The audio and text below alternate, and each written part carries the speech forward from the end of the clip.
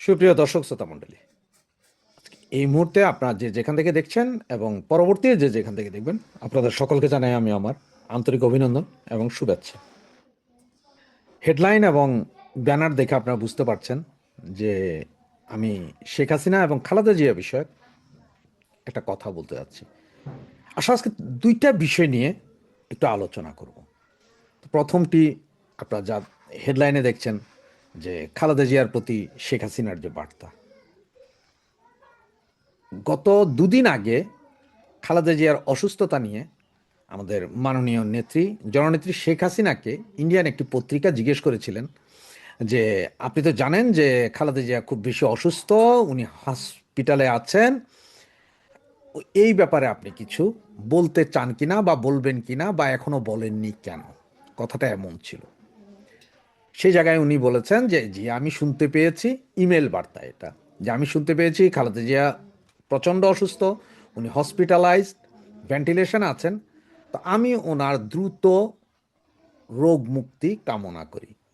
মানে জননেত্রী শেখ হাসিনা বলেছেন যে উনি দোয়া করছেন যাতে খালেদা জিয়া সুস্থ হয়ে ফিরে আসেন, এই রোগ মুক্তির কামনা করেছিলেন। একটা জিনিস আপনারা একটু খেয়াল করলে হয়তো দেখবেন যে 2015 সালে সম্ভবত যখন আরাফাত রহমান কোকো মারা যায় সিঙ্গাপুরে, তখন খালেদা জিয়ার বাড়িতে শেখ হাসিনা সহ আরও কিছু মন্ত্রী পরিষদ সেখানে যায় খালেদা জিয়ার সাথে দেখা করতে। কিন্তু দীর্ঘ 8 থেকে 10 মিনিট দাঁড়িয়ে থাকার পরও খালেদা জিয়ার সাথে দেখা হয়নি।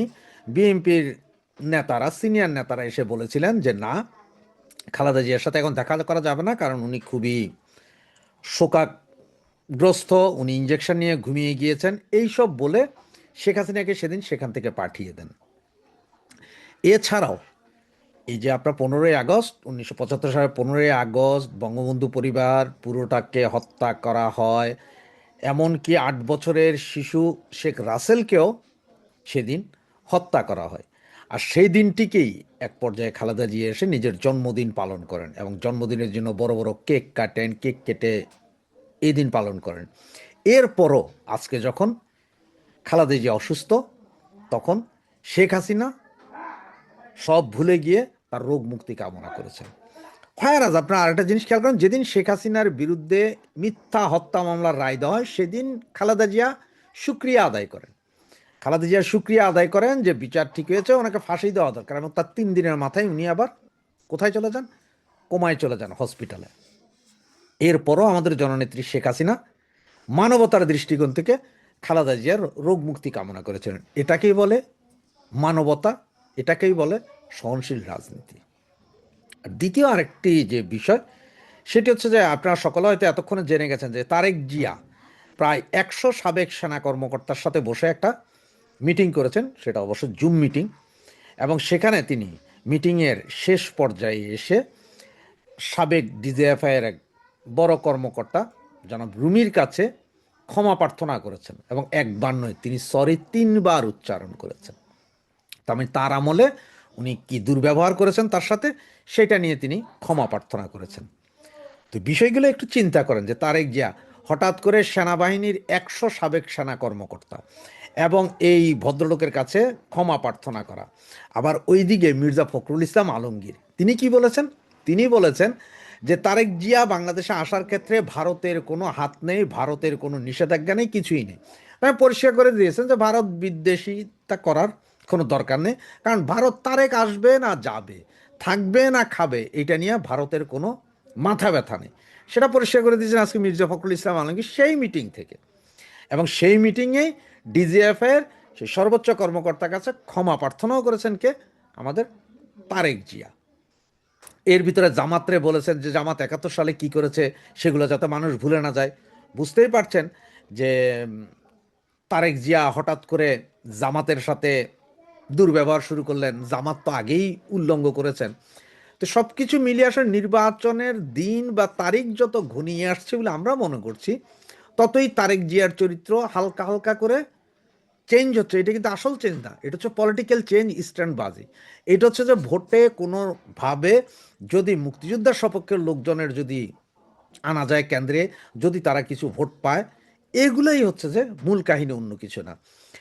আর সামরিক বাহিনীর যে 100 জন, তাতে বিএনপি এখন পর্যন্ত যতগুলো আসন দিয়েছে তার মধ্যে মনে হয় এখনো 50-60টা আসন বাদ আছে। সেখানেও দেখবে না যে আপনার বিভিন্ন সাবেক সেনা কর্মকর্তাদেরকে নমিনেশন দিবে। এটা মনে রাখেন যে সেখানে সাবেক সেনা কর্মকর্তা নমিনেশন দিয়ে ওনারা ধানের শীষে নির্বাচন করার একটা প্ল্যানিং আছে। আর এই নির্বাচনে যেহেতু আওয়ামী লীগ আসতে পারবে না বলে বলছে, দেখার বিষয় যে আসলে এই নির্বাচনটাকে আওয়ামী লীগ কীভাবে নেয়।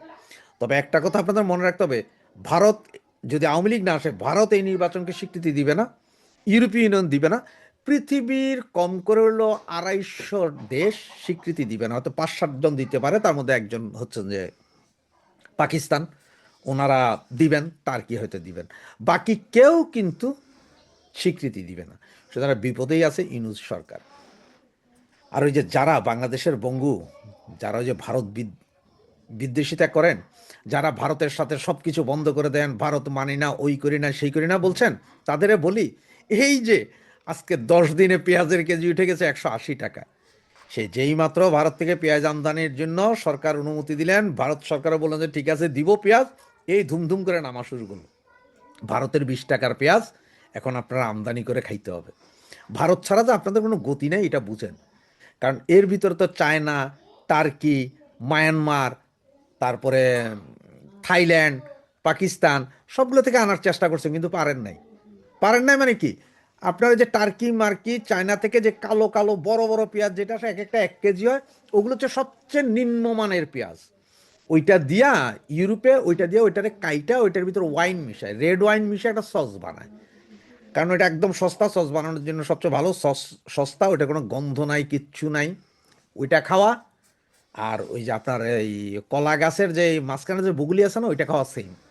এই জন্য ওই পেঁয়াজ এখানে চলে না, সুতরাং আপনাদের কাছে পাঠাইতেছে, আপনারা চেষ্টা করে দেখছেন।